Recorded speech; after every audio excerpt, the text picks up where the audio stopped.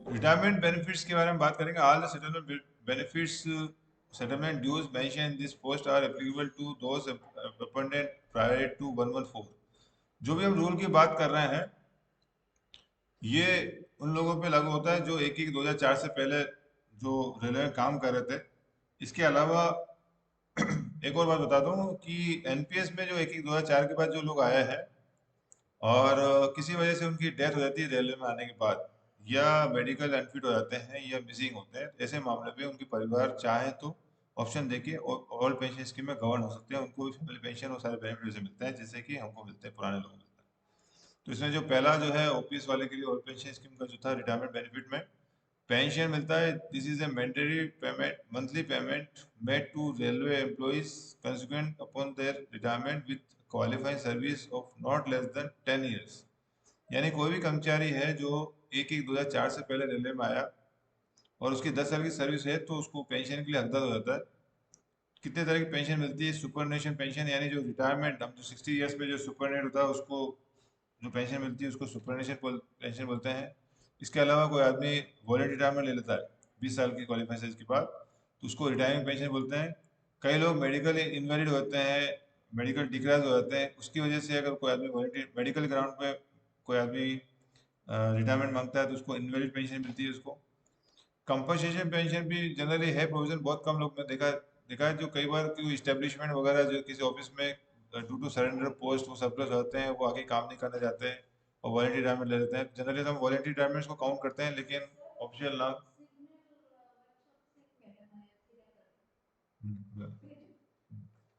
तो उनको जो है कंपनसेशन पेंशन मिलता है। और कंपनसेट कंपल्सरी रिटायरमेंट पेंशन होता है employees who are undergoing penalty and are retire. एक मिनट।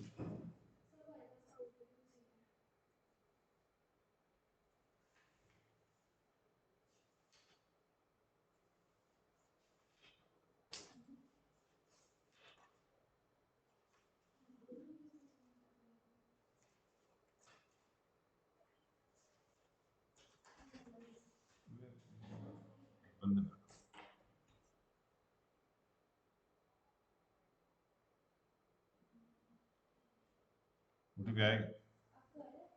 मैं बंद किया हुआ है।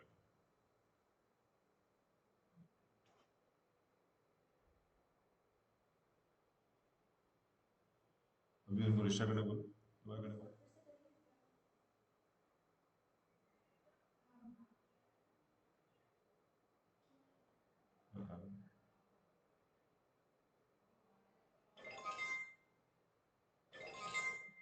दोबारा करो।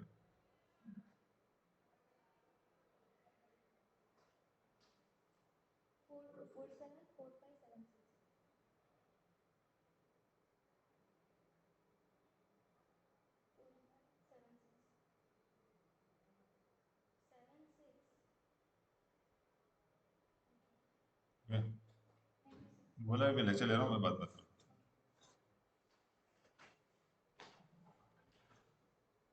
इसके बाद है compulsory retirement pension employees who are undergoing penalty and are retired on compulsory major as a penalty can be granted compulsory retirement pension. यानी जो कंपल्सरी रिटायरमेंट हो जाते हैं अंडर डीआर, उनको कंपल्सरी रिटायरमेंट पेंशन मिलती है। इसमें कंपल्सरी रिटायरमेंट में मैक्सिमम जो होता है 100% मिलता है, मिनिमम 2/3 मिलता है इसके अंदर। और एक होता है पेंशन का एक पार्ट होता है कंपशनेट अलाउंस, यानी जो भी कर्मचारी रिमूव डिसमिस हो जाते हैं, it is sanction to a railway servant who is dismissed or removed from service subject to a maximum of 2/3 of the superannuation pension or gratuity or both. The employee who are dismissed or removed are not entitled for normal pension। कोई भी कर्मचारी अगर D R के अंदर remove या dismiss हो जाता है तो उसको जनरली तो सब पेंशन कुछ मिलता नहीं है, लेकिन कंपनी ऑफिसर चाहे तो उसको पेंशन का एक फॉर्म है, पार्ट है पेंशन का नाम, मतलब उसको बोलते हैं कंपशनल अलाउंस। उसके लिए मिनिमम शर्त है कि मिनिमम 10 साल की सर्विस हो गई है, रिमूव हो गया है या डिसमिस हो गया है, तो वो दे सकती है।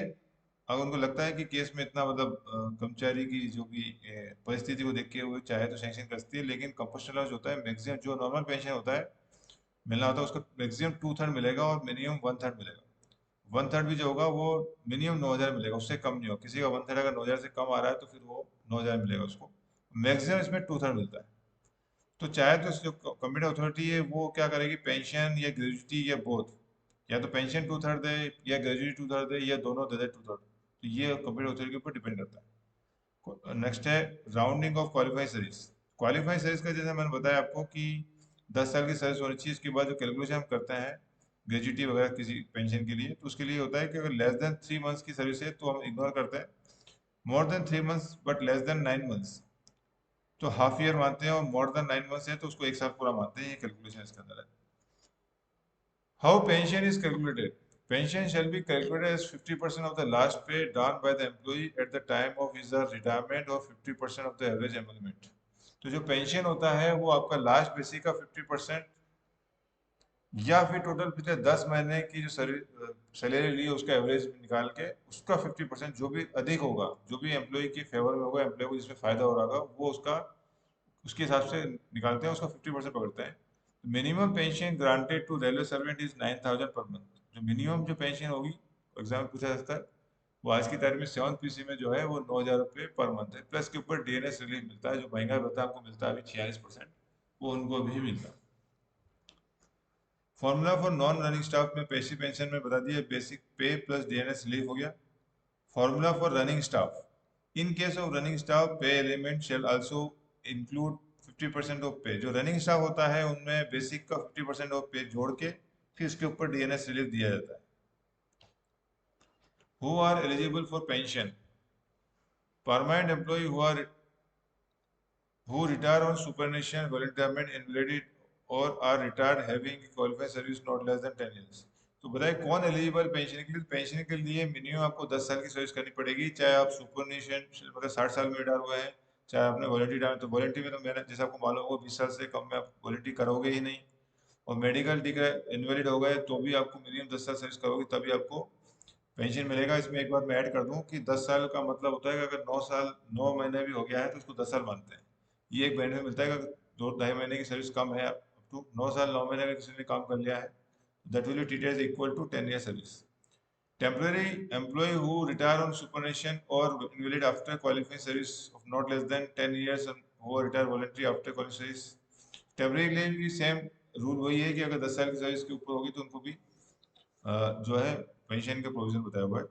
कम्यूटेशन ऑफ पेंशन बताया हुआ है कि कोई भी कर्मचारी है एम्प्लॉय हु आर रिटायरिंग और superannuation voluntary retirement can commute up to 40% of pension. यानी जो पेंशन मिलता है उसका आप 40% जो है एडवांस में ले सकते हैं। यानी आपका मान लीजिए 1 लाख बेसिक है आपका, और 1 लाख बेसिक का आपका 50,000 पेंशन मिल रहा है, तो 50,000 का 40% मतलब हो गया 20,000 रुपये।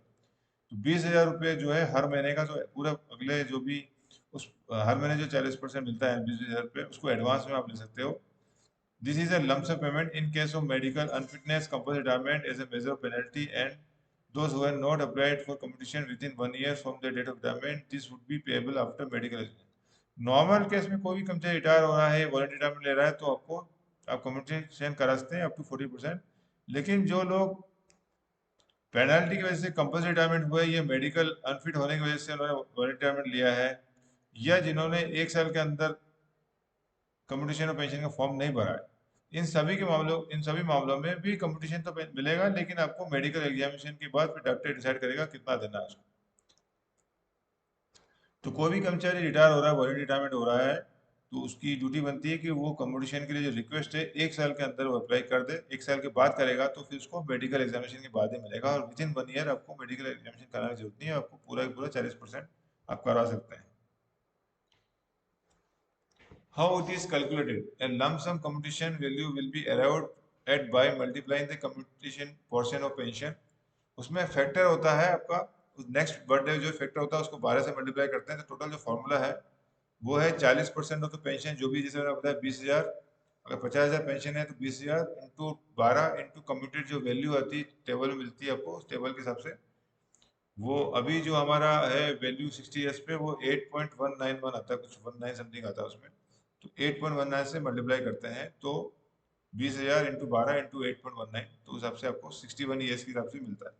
तो हर एज के हिसाब से अलग अलग फैक्टर होते हैं। Restoration of commuted value of pension, the pensioner is entitled to apply for to the pension distributing authority for restoration of computed value और pension with effect from the date of completion of 50 years. यानी कोई भी कर्मचारी होता है जिसने pension लिया है, पेंशन का कंपटीशन कराया है, तो कंपटीशन की वजह से उसको जैसे 20,000 कट रहा था तो 20,000 रुपये कम मिलेगा उसको, और 20,000 जो कम मिलेगा, लेकिन डीआर जो मिलता है, डीएनएस रिलीफ, महंगाई भत्ता, वो जो 50,000 रुपये जो हमारा पेंशन मिला था पूरा 50,000 मिलता है, लेकिन मिलेगा आपको बेसिक जो मेन जो मिलेगा पेंशन वो 30,000 मिलेगा, 20,000 का नहीं मिलेगा, लेकिन जो डीआर होगा वो पूरे में मिलता है। और ये चलेगा अगले 15 साल तक। 15 साल के बाद आपका जो है रजिस्टर हो जाता है, यानी पूरा का पूरा पेंशन आपको मिल जाता है। अभी नया रूल आया 6 पे कमीशन के बाद, जिसमें जो पेंशन होता है वो आपकी 50 साल की एज होने पर बढ़ जाती है। ये कई बार एग्जाम में पूछा जाता है कि किसी भी कर्मचारी की अगर पेंशनर या फैमिली पेंशन, यानी यानी आदमी मर गया उसकी वाइफ जिंदा है, फैमिली पेंशन उसको भी, दोनों पे लागू होता है कि 80 साल होते ही पेंशन जो है 20% बढ़ जाती है। 80 से 85 तक, 85 से बढ़ने पर 30% पेंशन बढ़ जाती है, 90 साल में 40% बढ़ जाती है, 95 ईयर्स में 50%, और जैसे ही कर्मचारी या फैमिली पेंशन 100 साल का हो जाएगा उसका जो है पेंशन डबल हो जाएगा।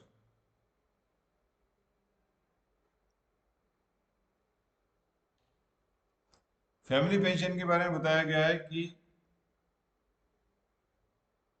It is a social security benefit paid monthly to surviving widow daughter, widower and minor child parents who wholly dependent। मतलब फैमिली पेंशन जनरली बता दो सीधे शब्दों में कि कोई भी कर्मचारी होता है उसकी परिवार को फैमिली पेंशन मिलता है, या पहला राइट जो है वाइफ को होता है, वाइफ के बाद उसके बच्चों को मिलता है, और बच्चे के बाद अगर बच्चे भी नहीं है तो पेरेंट्स को मिलता है। पेरेंट्स में पहले मदर को मिलेगा, फिर फादर को मिलेगा।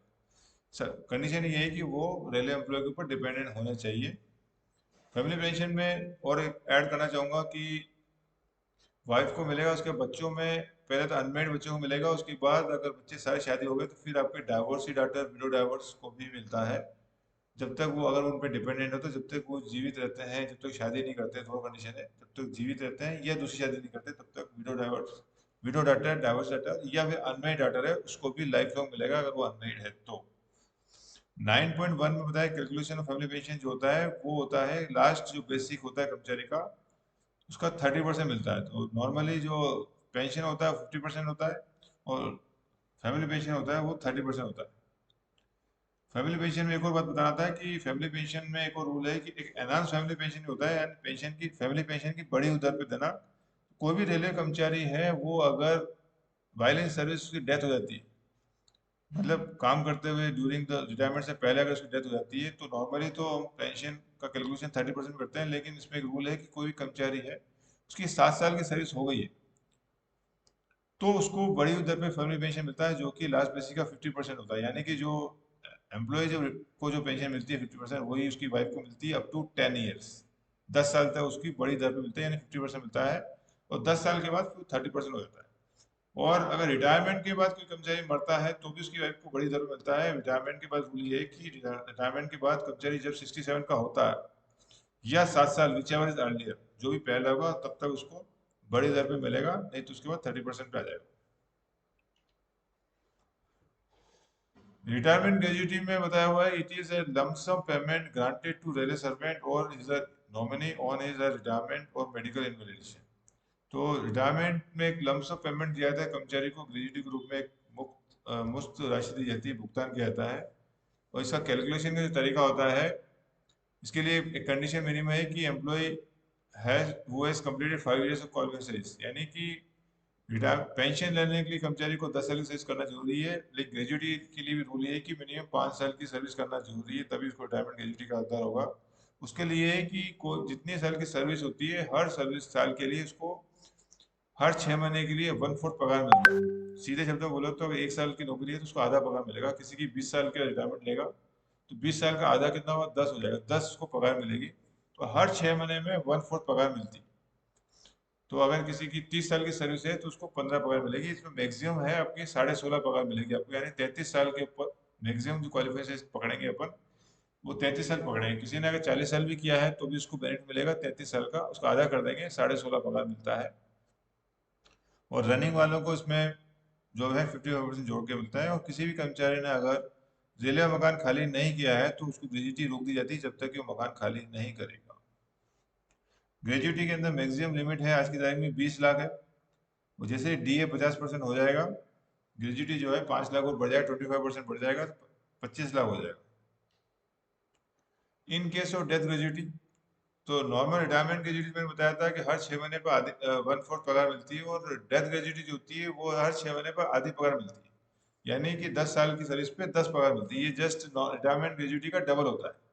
रिटायरमेंट ग्रेजुएटी जैसे 33 साल में 16.5 मिलता था, ये 33 साल में 33 पगार मिलता है, लेकिन subject to maximum limit fix कर दिया है 20 लाख रुपए। तो 20 लाख रुपए से ज्यादा अमाउंट होगा तो फिर आपको मैक्सिमम 20 लाख ही मिलेगा।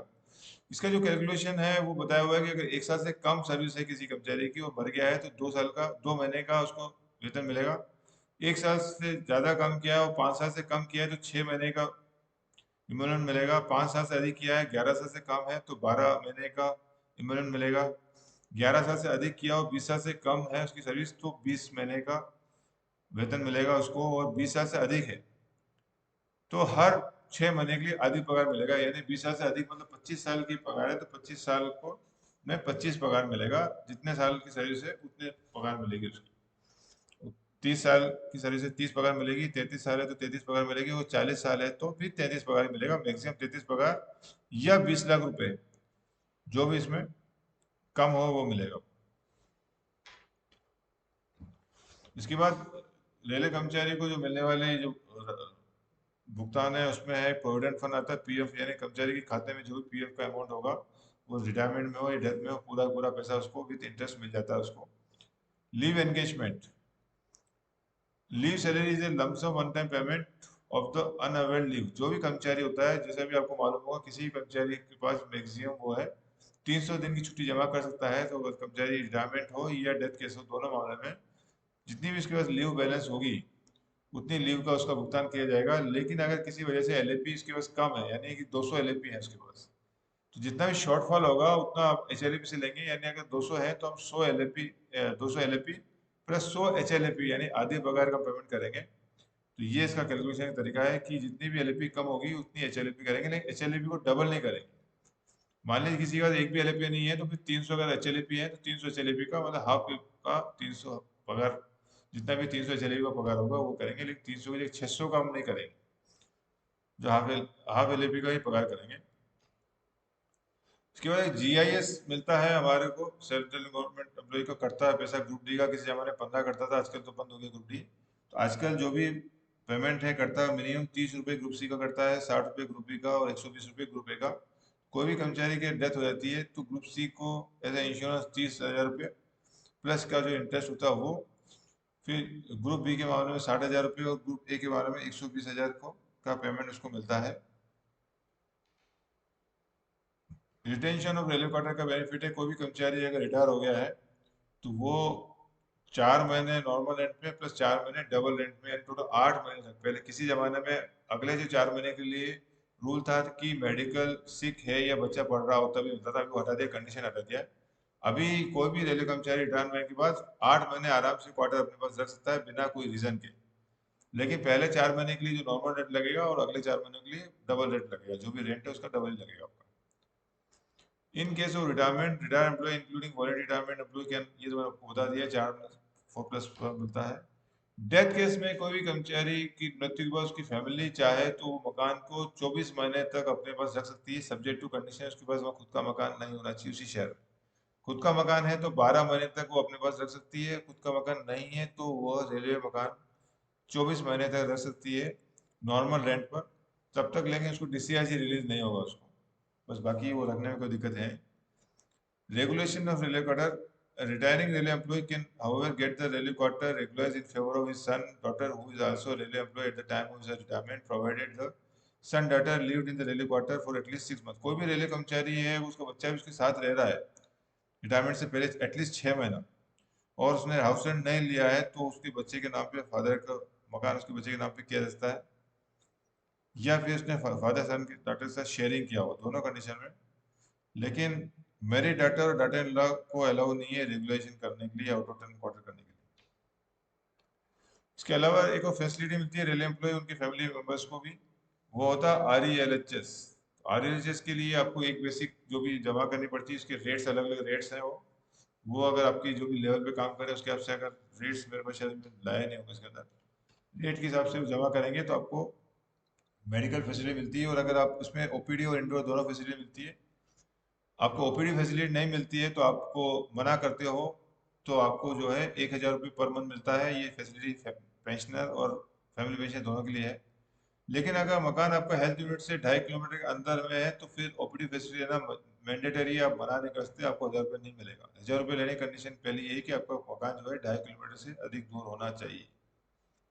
Pensioner are entitled to a medical allowance of 1,000 rupees, ये बताई दी आपको।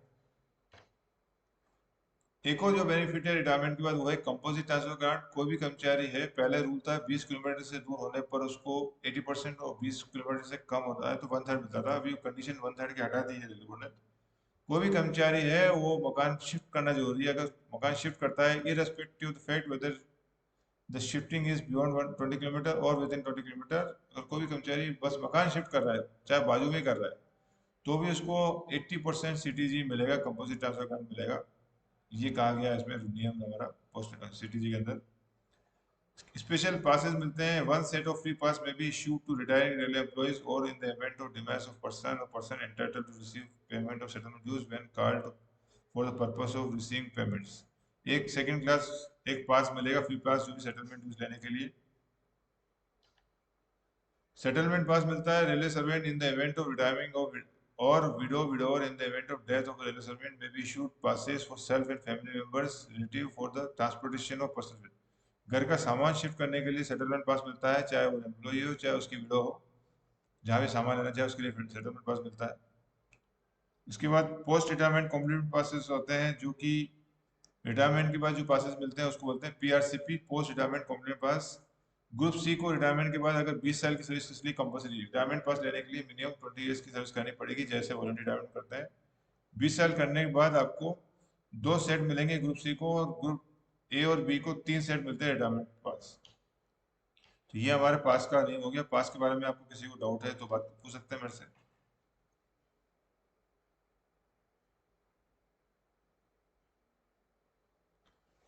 तो हम आगे चलेंगे पास का, अगर आपको कोई डाउट नहीं हो तो। अब हम छुट्टी के बारे में बात करेंगे थोड़ा सा।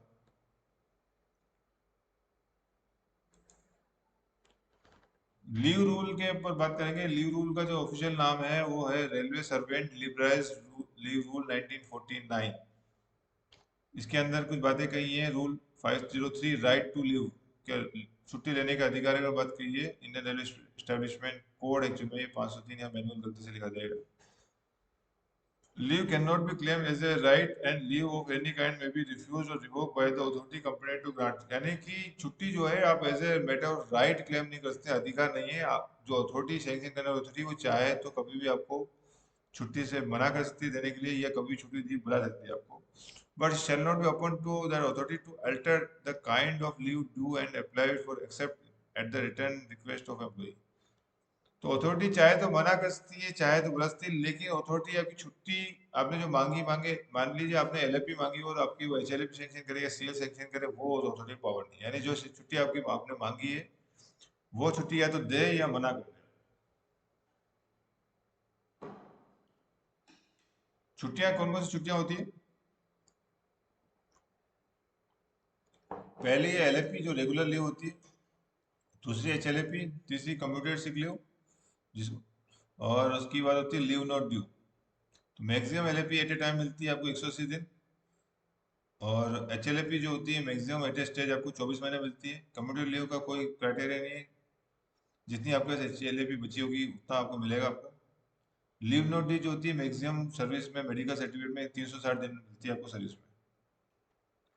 इसके अलावा जो लीव है आपकी स्पेशल लीव है वो आती है मैटरनिटी लीव, जो महिलाओं को मिलती है 180 दिन की, जीवित 2 जीवित बच्चे तक मिलती है। और पेडर्टी लीव पुरुषों को मिलती है 15 दिन की। वाइफ को अगर बच्चा होता है तो बच्चे होने से 6 महीने के अंदर अवेल करना होता है, 15 दिन की छुट्टी मिलती है पेडर्टी लीव। और पहले हॉस्पिटल लीव और स्पेशल स्पेशल डिसेबिलिटी लीव हुआ करती थी, जिसको हटा के रेलवे बोर्ड ने 2019 से work related illness and injury leave डाला है, WRIL। कोई भी कर्मचारी अगर ड्यूटी करते हुए दुर्घटनाग्रस्त हो जाता है और उसको हॉस्पिटल में एडमिट करना पड़ता है या घर पे जाता है, छुट्टी पे जाता है, तो उसको पहले हॉस्पिटल लीव दिया जाता था, अभी इसको देते हैं WRII लीव। इसकी कोई लिमिट नहीं है, इसके बारे में हम आगे बात करेंगे डिटेल में। इसके अलावा कुछ और लीव होती है जो होती है study leave, extraordinary leave और child care leave. Study leave जो होती है मैक्सिमम जो होती है किसी भी कर्मचारी को 24 महीने मिलेगी और एट ए टाइम 12 महीने मिलेगी। डॉक्टरों को 36 महीने मिलती है PG के लिए, और ये मिलती है 5 साल के बाद मिलती है आफ्टर रेगुलर सर्विस। 5 साल की सर्विस मिनिमम जरूरी है, 2 शूटर चाहिए। और किसी भी कर्मचारी को अगर स्टडी लीव लेना है तो मिनिमम 5 साल की सर्विस करनी पड़ेगी इसको, और आने के बाद उसकी मिनिमम 3 साल की सर्विस बाकी होनी चाहिए, अदरवाइज नहीं मिलेगी। डॉक्टर के मामले में मिनिमम 8 साल होना चाहिए, तब उसको मिलेगी। एक्स्ट्रा ऑर्डिनरी लीव जो होती है कोई भी कर्मचारी को, चाहे उसके पास छुट्टी हो नहीं हो, वो मांग सकता है। एक्स्ट्रा लीव के लिए कई लोग गलतफहमी होती है कि उसके बाद LLP HLP नहीं हो तब मिलेगा, ऐसा नहीं है। उसके बाद LLP हो HLP फिर भी चाहे तो एक्स्ट्रा लीव मांग सकता है, EOL बोलते हैं, या इसको दूसरे शब्दों में LW बोल सकते हैं। तो इस दौरान उसको पगार पेमेंट नहीं मिलता, विदाउट पे रहता है वो एक्स्ट्रा लीव में। और टेम्परेरी रिलीज के कुछ नियम है। 3 मंथ मिलते हैं बिना बिना मेडिकल सर्टिफिकेट के, 3 मंथ जो मिल जाएंगे टेम्परेरी रिलीज। 6 मंथ्स जो है मेडिकल सर्टिफिकेट से मिलेंगे, और 18 महीने विद मेडिकल सर्विस ट्रीटमेंट को कैंसर आदि के मामले में 18 महीने मिल सकता है उसको टेम्परेरी रिलेशन में। और कि जो परमानेंट रेलवे एम्प्लॉई है उसको तो आपको उसके लिए कंडीशन ही नहीं है, उसे भी मिल जाएगा उसको। और 24th मंथ मिलेगा prosecuting higher study with 3 years regular service. 3 साल की सर्विस हो गई है उसकी, तो हायर स्टडीज के लिए 24 महीने का मिल जाएगा। और उसमें मिनिमम बताया है कि 3 years की सर्विस होनी चाहिए, इसमें ही बताया हुआ है। चाइल्ड केयर लीव सभी को मालूम है, 2 साल की मिलती है, 730 दिन मिलती है ड्यूरिंग सर्विस। 2 जीवित बच्चे तक मिलती है, और 18 साल से ऊपर नहीं होते हैं तब तक मिलेगी उनको। और पहले किसी जमाने में CCL के लिए रूल था कि LLP HLP बैलेंस नहीं होना चाहिए, और हट गया। अभी आपके पास अगर LLP HLP बैलेंस है तो भी आपको मिलेगा। लीव ऑन हाफ उसके बारे में डिटेल में बात करेंगे। LLP account of all railway servant should be credited with 30 days. जो भी LLP होती है वो साल में 30 दिन मिलती है, और आपको 1 जनवरी को 15 और 1 जुलाई को 15 आपके खाते में जुड़ती है। To be reduced by 1/10 of the period of extraordinary leave availed during the previous half a year subject to the maximum 50 days। कोई भी कर्मचारी है अगर मान लीजिए किसी वजह से LWP बोल रहे हैं एक्स्ट्राऑर्डिनरी लीव विदाउट पे रहा, जितने दिन एब्सेंट रहा, सीधे शब्द में बोले तो एब्सेंट रहा, तो उसको 1/10 किया जाता है अगली बार। यानी कि कोई कर्मचारी है वो 30 दिन एब्सेंट रहा, तो 1/10 के हिसाब से जो होता है 3 LLP इसकी जब नहीं क्रिएट करते हैं वहाँ 3 माइनस करते हैं, 15 - 3 करके उसको 12 ही मिलेगी। तो जितने भी होगा उतना मिलेगा। लेकिन कोई कर्मचारी पूरा 6 महीने एब्सेंट रहा, तो 6 महीने के हिसाब से 180 दिन का करेंगे तो 18 होता है, लेकिन आपको मैक्सिमम तो 150 ही माइनस करना है। तो 1/10 करेंगे, लेकिन मैक्सिमम 15 डेज ही माइनस होती है। अगर पूरे 6 महीने एब्सेंट रहा तो 15 डेज माइनस होगी। ज्वाइनिंग इन बिटवीन, अगर कभी कोई कर्मचारी ऐसा होता है वो जो जनवरी में, फरवरी में, मार्च में ज्वाइन कर रहा है, तो ज्वाइनिंग इस तरह बीच में होती है, तो उसको 2.5 दिन मिलता है हर महीने के हिसाब से, कंप्लीट मंथ के हिसाब से। Maximum limit of accommodation of LLP होती है वो 300 दिन होती है। मैक्सिमम 300 LLP इकट्ठा कर सकते हैं। मैक्सिमम HLP जो होती है वो होती है 180 दिन। तो मैक्सिमम LLP जो इकट्ठा करने की बात आ रही है वो 300 दिन की होती है, लेकिन आपको जो छुट्टी जाना है एट ए स्ट्रेच, तो आप 180 दिन मैक्सिमम LLP एक साथ ले सकते हैं, इससे ज़्यादा नहीं ले पाएंगे। वर्कशॉप स्टाफ के लिए सुविधा है बताइए। Special provision in respect of workshop staff, the workshop staff may be allowed to take leave for half day with pay और विदाउट पे। वर्कशॉप स्टाफ के लिए सुविधा है कि वो आधा दिन का हाफ डे ले सकते हैं LLP। No railway servant shall be granted leave of any kind for a continuous period exceeding 5 years। कोई भी कर्मचारी जो होगा छुट्टी ले सकता है, लेकिन मैक्सिमम जो लिमिट है वो 5 दिन, 5 साल से ज़्यादा नहीं ले सकता है। 5 साल से अधिक का जो पावर है सिर्फ प्रेसिडेंट को है। इसके बाद HLE पे आता है leave on half average pay. The rate at which leave at half average pay can be earned is 20 days for each completed years of service. कोई भी कर्मचारी होता है उसको हर साल में 20 HLE भी मिलती है। और मैक्सिमम HLE जो होती है आप ले सकते हो एट ए स्ट्रेच, एक एट ए टाइम होती है 24 महीना। कम्यूटेड लीव एक होती है, the commutation of half pay leave should be allowed where leave is required for an approve course of study and up to maximum 180 days of half HLP during the day. Commuted leave बीमारी में होती है, इसमें आपको 2 HLP कटती है और high study में भी मिलती है, लेकिन up to maximum maximum 180 days मिलेगी एंटर सीरीज में। लीव नोट ड्यू जो होती है वो HLP का ही एडवांस लेना होता है। कई बार ऐसा होता है कि कर्मचारी के अकाउंट खाते में HLP LLP कोई छुट्टियां ही नहीं है और कर्मचारी बीमार हो गया है और वो चाहता है कि अब मुझे कुछ छुट्टी मिल जाए, तो एडवांस में HLP लेने की प्रक्रिया को बोलते हैं लीव नोट ड्यू के रूप में ले सकता है। तो लीव नोट ड्यू मैक्सिमम जो है एक एंटायर साइज में 360 दिन ले सकते हैं। इसमें कई बार ऑब्जेक्टिव क्वेश्चन आ सकता है कि मैक्सिमम लीव नोट ड्यू कितने दिन दी जा सकती है। तो ये इसकी कंडीशन ये है कि मैक्सिमम 360 डेज और मेडिकल सर्टिफिकेट साथ में जरूरी है, बीमार हो तभी मिलेगी, नहीं तो नहीं मिलेगी। मैटरनिटी लीव जो है वो पहले 2008 से पहले 135 दिन था, 2008 से 180 दिन हो गया है। Leave of kind due including commuted leave for a period not exceeding 60 days and leave not due may be also be granted. इसके साथ में मैटरनिटी लीव साथ में 60 दिन की जो है लीव नॉट ड्यू भी मिलता है, मिल जा सकते हैं। लेकिन लीव नोट 60 डेज की जो हम लेते हैं लीव नोट ड्यू, उसमें मेडिकल सर्टिफिकेट की जरूरत नहीं है, बिना मेडिकल सर्टिफिकेट भी लीव नोट मिलेगा, लेकिन फिर कंडीशन है कि आपको उस पीरियड को जो है क्वालिफाइड एज में काउंट नहीं होगा आपका।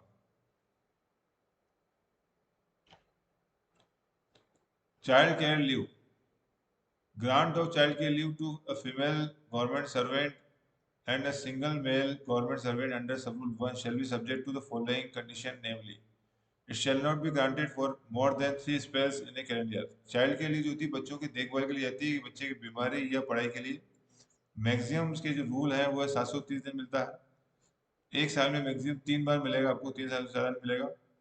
In case of single female government servant the grant of leave in 3 spell in calendar year shall be extended. अगर कोई सिंगल फीमेल गवर्नमेंट सर्वेंट है यानी विडो है, डाइवर्सी है, तो ऐसे मामले में 6 बार ले सकती हो, बाकी नॉर्मल केस में 3 बार ही मिलेगा। This leave shall not be debited against the leave account, ये लीव अकाउंट से डेबिट नहीं किया जाएगा। During the period of leave the women employees and single male government servant shall be paid leave salary equal to pay done immediately before proceeding on leave. तो जो child के leave है वो single female के साथ single male है, अगर मान लीजिए हस्बैंड का डाइवर्स हो गया, रेल एम्प्लॉय का, वाइफ नहीं हो, बच्चे की देखभाल करनी है, तो मेल को भी मिलता है। और उस दौरान लीव सैलरी जो मिलती है वो छुट्टी जाने से पहले जो सैलरी थी आपकी, जो पे ले रहे थे, वही पे आपकी एंटायर पीरियड में चलेंगे। CCL can not be demanded as matter of right, ये राइट की तरह आधिकारिक रूप से नहीं मांग सकते हैं, आपको उसको जाने से पहले सक्षम अधिकारी का अनुमति लेना जरूरी है। सीसीएल में not be granted for less than 5 years, minimum आपको सीसीएल मिलेगी 5 दिन, उससे कम नहीं मिलेगी।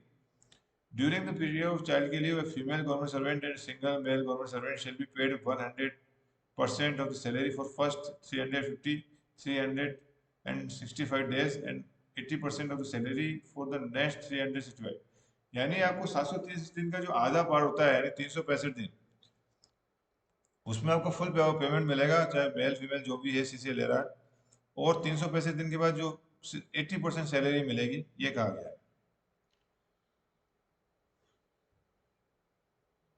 पैटर्निटी लीव, पितृत्व अवकाश होती है। Male railway servant including apprentice with less than 2 serving children may be granted paternity leave for a period of 15 days during the confinement. किसी भी कर्मचारी, रेलवे कर्मचारी, पुरुष रेलवे कर्मचारी की पत्नी को बच्चा पैदा होता है तो 15 दिन का पितृत्व अवकाश कर्मचारी को दिया जाता है। The leave may be granted 15 days before child birth and up to 6 month. कोई भी बच्चा जो पैटर्निटी लेना है तो कर्मचारी का जो बच्चे पैदा होने से 15 डेज पहले और अप टू 6 मंथ ले सकता है। 6 महीने के बाद वो छुट्टी लैप्स मानी जाएगी। उसके बाद आता है स्टडी लीव। स्टडी लीव के बारे में कहा गया है this leave is granted when there is direct close connection with the spare duty. कोई भी ड्यूटी के कनेक्शन में कुछ छुट्टी मांगी जाती है, जो पढ़ाई करेगा वो कहीं ना कहीं ड्यूटी से कनेक्टेड होना चाहिए। वो सारी कंडीशन जो होती है उसका ब्रांच ऑफिसर डिसाइड कंफर्म करेगा कि सही बोल रहा है गलत बोल रहा है। It is likely to improve his ability as a railway servant.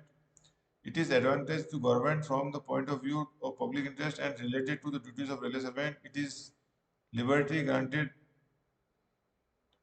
It is liberally granted particular to doctors, scientific and technical staff. ये जनरली डॉक्टर्स को, साइंटिफिक स्टाफ को मिलता है, टेक्निकल स्टाफ को मिलता है। तो जो कंडीशन है कि ये कहने के ड्यूटी से कनेक्टेड होना चाहिए, इससे कर्मचारी की एबिलिटी बढ़ेगी, ये सारी सारी चीज़ें उनके ब्रांच ऑफिस जो होंगे वो कंफर्म करेंगे, हाँ भाई मैं सर्टिफाई करता हूँ, ये सब होगा, तभी स्टडी लीव मिलेगी कर्मचारी को। Study leave shall not be granted unless it is certified by the authority competent to grant leave. The proposed course of the study or training shall be defined advantage. जैसे मैंने पहले बताया था कि competent authority जब तक certified नहीं करेगी तब तो उसको नहीं मिलेगा। उसको बताना पड़ेगा ये जो हायर स्टडीज है वो उसके एकेडमिक या लिटरेरी सब्जेक्ट पे नहीं है। It is for the prosecution of study other than, academic या लिटरेरी सब्जेक्ट पे नहीं है, इसको बताना पड़ेगा। मेडिकल ऑफिसर में भी granted study leave for prosecution PG. Medical officer जो पीजी के लिए उनको मिलता है। If the PG of railway health service certified that such study shall be valuable in increasing the efficiency of such medical officer in the performance of their duties. जैसे DG जो है railway health director के, वो certify करेंगे medical के मामले में।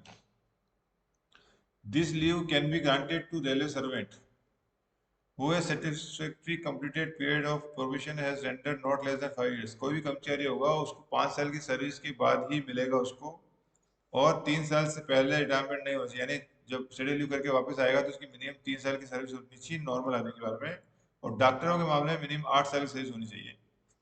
और इसका एक ही execute the bond of period of 3 years to serve the government after retire from service. उसको एक बॉन्ड भर के देना पड़ेगा कि मेरे आने के बाद मिनिमम 3 साल जो है रेलवे की सेवा करेगा। Maximum amount of study leave कितनी स्टडी लीव मिलेगी? Ordinarily 12 months at any time, किसी एक बार में 12 महीने, और ड्यूरिंग एंटायर सर्विस में 24 महीने मिलती है। Study leave shall not be divided against the leave account. Study leave may be combined with other kind of leave but in no case shall be granted it shall in no case shall the grant of this leave in combination of with other. दूसरी छुट्टियों के study leave को जो है किसी अन्य छुट्टी के साथ जोड़ा जा सकता है, और जोड़ने पर टोटल छुट्टी जो होगी 28 महीने से अधिक नहीं होनी चाहिए। और डॉक्टरों के मामले में पीएचडी या डॉक्टर के बाद 36 महीने इसकी दूसरी छुट्टियों के साथ लिखते हैं, ये मैक्सिमम लिमिट है। तो नॉर्मल केस में जो मैक्सिमम लिमिट है वो 24 महीना है, लेकिन बाकी छुट्टियों के साथ जोड़ करके मैक्सिमम 28 महीना है नॉर्मल रेल एम्प्लॉय के लिए, और डॉक्टरों के लिए ये कोई पीएचडी कर रहा है उसके मामले में 36 महीना है, ये मैक्सिमम लिमिट है। अब आता है work related illness and injury leave, जिसमें बताया गया था कि the authority competent to grant leave may grant work related illness and injury leave. यदि कोई कर्मचारी जो who suffer illness and injury that is attributed to and aggravate in the performance of his official duty, कोई भी कर्मचारी railway के काम के कनेक्शन में काम करते हुए कोई दुर्घटना घट जाती है, उसकी वजह से उसको अगर हॉस्पिटल होना पड़ता है या उसको छुट्टी लेनी पड़ती है, तो उसको अथॉरिटी जो है WRIL लीव छुट्टी दे देता है। छुट्टी के लिए के नियम, जो पेमेंट के नियम है, full pay and allowances shall be granted to all employees during the entire period of hospitalisation. कोई भी कर्मचारी अगर इंजरी होती है उसकी वजह से अगर हॉस्पिटलाइजेशन जाता है तो हॉस्पिटलाइजेशन के पूरे पीरियड में उसको पूरा फुल पे एंड अलाउंस मिलेंगे। Beyond hospitalisation WS will be govern as. Hospitalisation के बाद तो फुल पे हो गया, उसके बाद जब घर आ रहा है वो, उसके बाद जो पेमेंट होगा वो होगा कि अप टू 6 मंथ उसको जो होगा फुल पे मिलेगा उसको, और उसके बाद 6 महीने के बाद अगले 1 साल के लिए 12 महीने के लिए उसको हाफ पे मिलेगा। और हाफ पे को फुल कराना है तो अपनी इक्वल इक्वल जो HLP अगर वो छोड़ देता है, कमिट कर जाता है, तो उसको आगे के 12 महीने में भी उसको फुल पे मिल सकता है। एक्स्ट्रा ऑर्डिनरी लीव जो है, इसमें एक और बात मुझे बतानी थी इसकी, कि अगर कोई कंपनसेशन इंजरी की वजह से कोई कंपनसेशन हुआ, in case the person of home workman compensation act 1923 applies, the amount of leave salary payable under WR shall be reduced by the amount of compensation. मान लीजिए कोई कर्मचारी 3 महीने तक इंजरी में रहा, जो भी रहा, उसको पेमेंट जो भी बना, और उसने कंपनसेशन एक्ट के तहत कंपनसेशन में मुआवजा भी बनता है, तो मुआवजे की राशि में इसको उसके जो उसको सैलरी जो दी है उसमें से माइनस किया जाएगा, उसके बाद जो बचेगा तभी दिया जाएगा, और नहीं बचेगा तो नहीं देने का कुछ भी। और इस दौरान कर्मचारी मालिक को 6 महीना, मान लीजिए 1 जनवरी से लेकर 30 जून तक WRI लीव में था, तो इस दौरान LFP HLP का क्रेडिट उसको नहीं मिलेगा, यानी जनवरी से जून के बीच में 6 महीने रहा तो एक भी LFP HLP को क्रेडिट नहीं मिलेगा, ये भी एक नियम है। LFP HLP उसको नहीं मिलेगी। एक्स्ट्रा ऑर्डिनरी लीव में बताया हुआ है कि the leave is granted when no other leave is admissible and when railway servant applies in writing for grant of EOL। तो एक्स्ट्रा ऑर्डिनरी लीव जिसको LW भी बोलते हैं, वो कब मिल सकती है? जब या तो कर्मचारी के पास कोई छुट्टी ना हो, या फिर कर्मचारी के पास छुट्टी तो है लेकिन वो जानबूझ के लिख के मांग रहा है कि मुझे EOL दिया जाए। EOL to temporary railway servant can not be granted in excess. Temporary का मैंने बता ही दिया आपको कि 3 महीने बिना मेडिकल सर्टिफिकेट देते हैं, 6 महीने मेडिकल सर्टिफिकेट देते हैं, 18 महीने कैंसर टीबी लेप्रोसी हो तो 18 महीने मिलेगा टेम्परेरी को, और 24 महीने होगा प्रोसिक्यूशन हाई स्टडी में मिलेगा। उसके बाद लीव एनकेजमेंट के रूल सभी को मालूम है, फिर भी रिपीट करता हूँ कि 10 दिन की लीव एनकेजमेंट मिलती है कर्मचारी को, मैक्सिमम 60 दिन मिलती है एंटायर सर्विस में।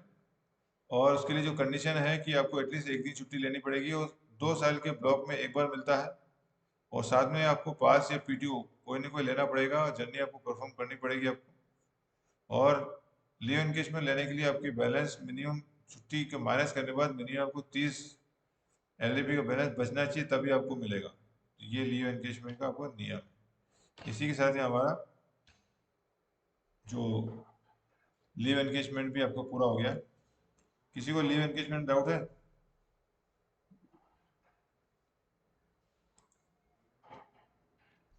तो ये लास्ट में पास का आपको ले लेता हूँ, पास रूल्स के बारे में थोड़ा ब्रीफ कर देते हैं।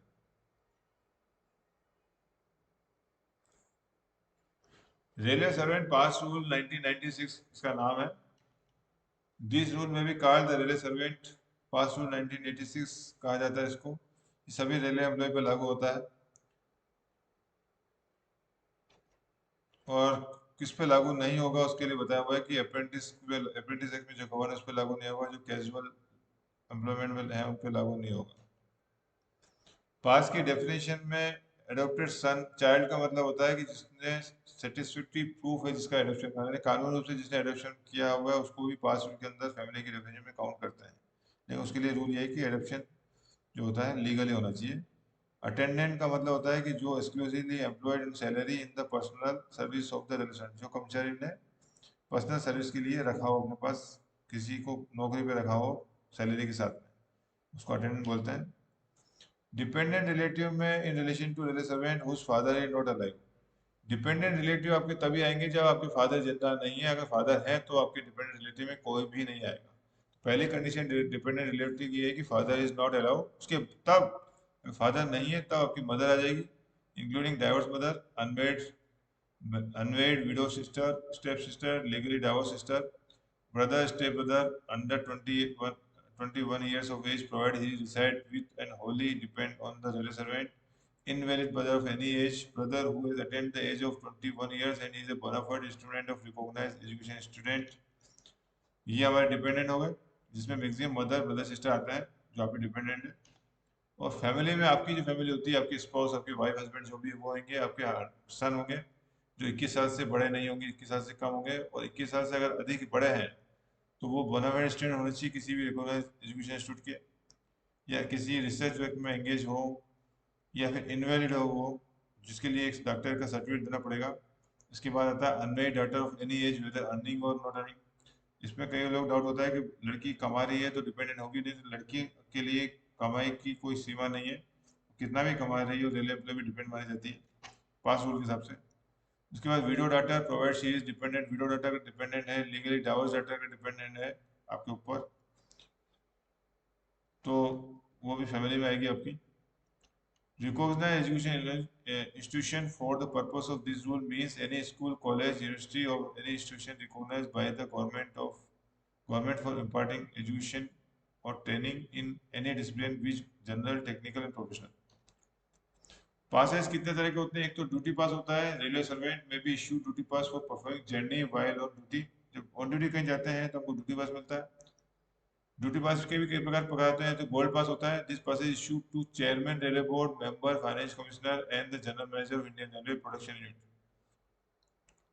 And chief commissioner of railway safety. तो एक तो गोल्ड पास के बारे में किस किस को मिलता है, ये 4-5 लोगों को मिलता है, याद कर लीजिए कोई एग्जाम आता है। एक तो रेलवे बोर्ड के मेंबर्स को मिलता है, फाइनेंस कमिश्नर को मिलता है, जनरल में सिर्फ एक ही को मिलता है, जनरल मैनेजर को, और फिर एक होता है कमिश्नर सीआरएस को, chief commissioner of for railway safety, उसको मिलता है।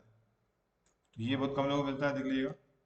सिल्वर पास जितने भी एसएसजी ग्रेड ऑफिसर में काम करते हैं, एडीआरएम डीआरएम जितने भी एसएसजी ऑफिसर होते हैं सभी को सिल्वर पास मिलता है।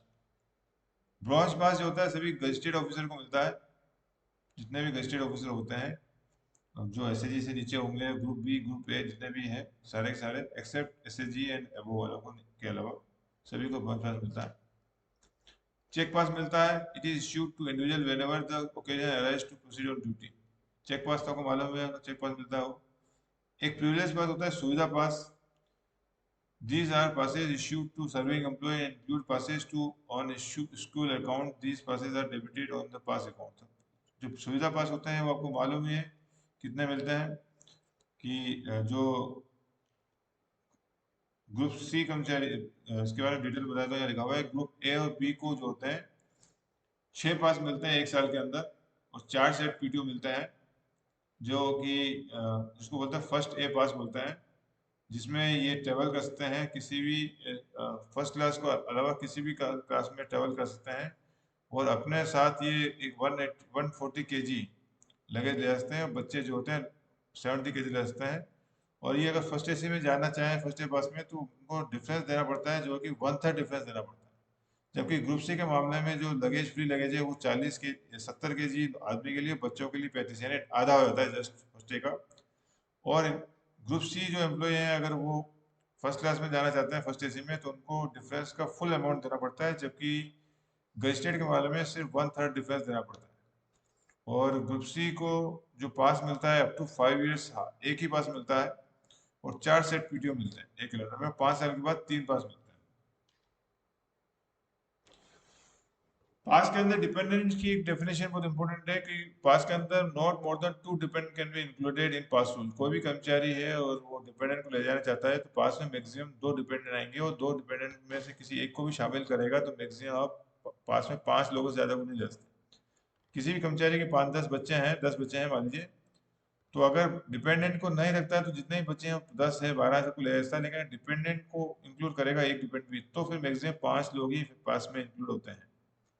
डिपेंडेंस की डेफिनेशन बताया तो आपको, a dependent relative in relation to a railway servant shall be deemed to be wholly dependent on railway servant only if his income from all sources, including pension, dearness leave, does not exceed 15% of the basic pay per month, or the amount thereof by adding minimum family pension of ₹9,000, whichever is more.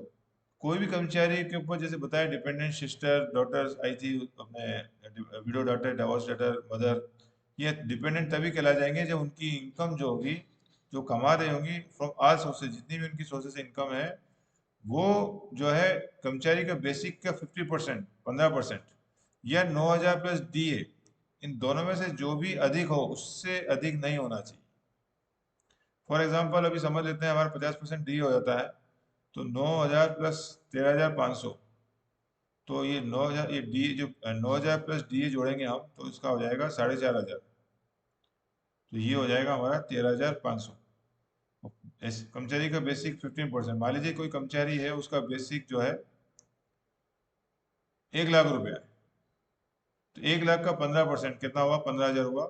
या फिर 9,000 plus D जो ये है 13,500, इधर 13,500 plus 15% आपका हो गया 15,000, यानी इन दोनों में ज्यादा कौन सा है, 15,000, तो 15,000 से ज्यादा उसकी तनख्वाह नहीं होनी चाहिए। तो नॉर्मली 1 लाख बेसिक कम लोगों का होता है, नॉर्मली हमारा जो एवरेज जो रेलवे एम्प्लॉई उनकी बेसिक 60-70 हज़ार जाता है, तो ऐसे मामले में जो 9,000 प्लस डी ये बड़ा अमाउंट होता है, यानी 13,500। तो अगर रफली हम देखें तो बड़े बड़े जो ऑफिसर हैं, J grade, selection grade, DRM, ADRM, उनके मामले में उनका 15% अधिक होता है, तो उनकी डिपेंडेंट की जो लिमिट बढ़ जाती है। अदर देन जो जितने भी ऑफिसर हैं नॉर्मल ग्रुप सी की, जो ग्रुप सी ग्रुप डी जितने भी हमारे, उनकी जो बेसिक होती है 50, 60, 70, 80 हज़ार तक की होती है, तो उनकी जो 15% जो होगा ये 13,500 से कम हो जाएगा। तो ऐसे मामले में अगर डिपेंडेंट की डेफिनेशन की, अगर डिपेंडेंट की जो इनकम है सभी स्रोतों से अगर 13,500 से कम है तो वो डिपेंडेंट कहलाएंगे, लेकिन 13,500 से ज्यादा हो गया तो फिर डिपेंडेंट की डेफिनेशन में नहीं आएगी। पास की जो वैलिडिटी होती है, पास और पीटीओ की आजकल 5 महीने हो गए जाने आने की, सिंगल सेट पास आपको 5 महीने की वैलिडिटी होती है। Break journey is permitted only when it is mention pass. Pass के अंदर ब्रेक जर्नी मेंशन करना जरूरी है, एंडोर्समेंट हो तभी ब्रेक जर्नी माना जाएगा। If both husband and wife are railway servant, passes are generated to the both of them each others account. अगर हस्बैंड वाइफ दोनों पास ले, रेलवे एम्प्लॉई दोनों के अकाउंट से पास मिलेंगे, 3 ग्रुप से हैं तो 3 3 6 मिलेंगे, और दोनों ऑफिसर हैं तो 6 6 प्लस 12 पास मिलेंगे उनको।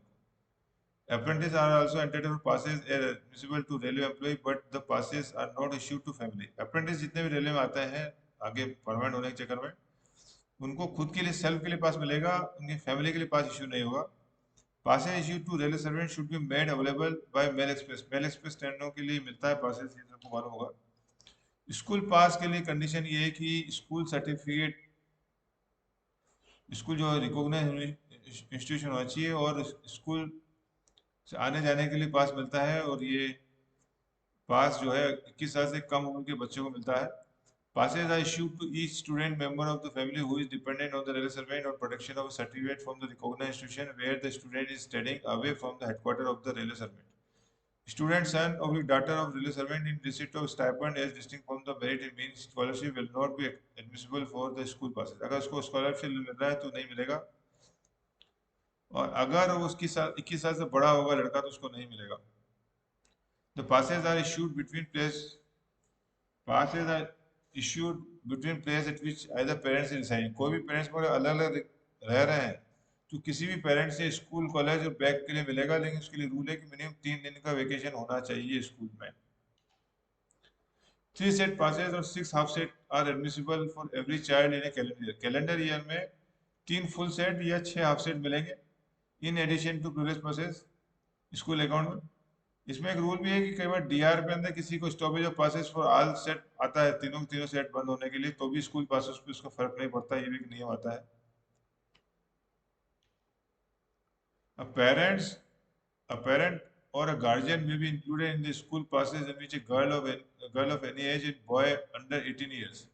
स्कूल पासेस के अंदर गार्जियन को भी इंक्लूड कर सकते हैं। गार्जियन या पेरेंट्स जो है वो जा सकते हैं, आ सकते हैं। किसी भी उम्र की लड़की हो तो पेरेंट्स जाएंगे, और लेकिन लड़का हो तो 18 साल तक का लड़के को ही पेरेंट्स या गार्जियन साथ में जा सकते हैं। अदरवाइज लड़का अगर 19 साल का हो गया तो फिर उसको अकेले जाना पड़ेगा पास में। पोस्ट रिटायरमेंट कॉम्प्लीट पासेस में an employee who has retired from service and who was eligible for passes in while in service may be granted passes for himself and his family। Post retirement passes में जो है खुद के लिए, family के लिए मिलता है। फैमिली मतलब वाइफ और बच्चे को मिलता है, और जो क्लासेस के पासेस जो प्रिविलेज में ले रहे थे वही पासेस उनको इसमें मिलेंगे आपको, रिटायरमेंट के बाद मिलते हैं। यानी फर्स्ट क्लास पास मिल रहा है तो रिटायरमेंट के बाद फर्स्ट क्लास पास मिलेगा। पासेस जो होते हैं गजिस्ट्रेट ऑफिसर्स को रिटायरमेंट के बाद 20 साल की सर्विस दोनों के लिए चाहिए, ग्रुप सी और ग्रुप ऑफिसर के लिए। 20 साल करने के बाद गजिस्ट्रेट ऑफिसर को रिटायरमेंट के बाद 3 पास मिलते हैं, और ग्रुप सी को जो है 2 पास हर साल मिलता है। Complimentary passes to widow, widow को भी कॉम्प्लीमेंट्री विडो पास मिलता है। पहले स्कीम नहीं थी विडो पास स्कीम, ये स्कीम चालू हुई है 12/3/87 से। कई बार एग्जाम में पूछा जाता है कि विडो पास स्कीम कब से स्टार्ट हुई रेलवे में, तो 12 मार्च 1987 से स्टार्ट हुआ है। और उससे पहले स्कीम नहीं थी विडो पास स्कीम की, लेकिन कोई कर्मचारी कोई विडो विडो है वो अगर विडो पास स्कीम में शामिल नहीं किया तो उसके हस्बैंड के द्वारा, और अब आना चाहती है, तो one time payment of 250 rupees जमा करके, जो कि टू सेट ऑफ पीटीओ का नॉशनल वैल्यू है, वो जमा करके वो विडो पास स्कीम में शामिल हो सकती है। विडो को उसके हस्बैंड को जो जितने पास मिलते हैं उसके आधे मिलते हैं उसको, ये इसमें रूल है। एक रेजिडेंशियल कार्ड पास होता है। Residential card pass are issued to those railway servant who are live away from the place of work and have to travel to their place of work. जो दूर रहते हैं अपने place of work से और up down करते हैं उनके लिए रेजिडेंशियल कार्ड पास होता है। इसमें रेजिडेंशियल कार्ड पास में अटेंडेंट अलाउ नहीं है। स्पेशल पास मिलते हैं।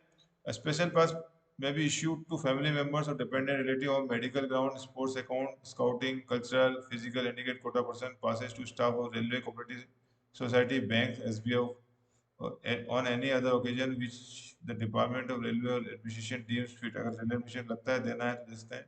तो स्पोर्ट्स, मेडिकल, स्काउट, कल्चरल, इनके लिए भी स्पेशल पासेस देने का प्रोविजन है। लगेज का मैंने जैसे बता दिया, first class pass, first A पास जो बजट मिलता है उसमें फ्री लगेज की जो लिमिट है वो 140 केजी है, और फर्स्ट क्लास में इसका आधा होता है 70 केजी। सेकंड क्लास में लगेज फैसिलिटी 50 केजी है, attendant of the pass holder के 50 केजी है।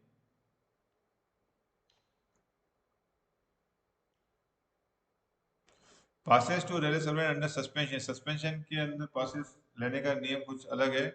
Passes PTO may be issued to a railway servant under suspension in exceptional circumstances and not as a matter of course when the railway servant is permitted to leave station by an authority not lower than the authority which suspend him। The scale is under। Suspension में जो passes मिलेंगे वो मिलेगा group A और B को मिलते हैं 3 set provided that if all the passes pass if in the past account of office for the year more than half number due to him has been availed, यानी 3 पास मिलेंगे लेकिन 3 already avail कर चुका है, आधे ले चुका है बंदा, या 6 में से वो 3 अवेल कर चुका है तो फिर उसको कुछ नहीं मिलेगा, ऐसा कहा गया है इसको। और पीटीओ जो होंगे not more then 2 set per year reduce by number of PTO already avail, तो 2 सेट पीटीओ मिलेंगे ऐसे कहा गया है।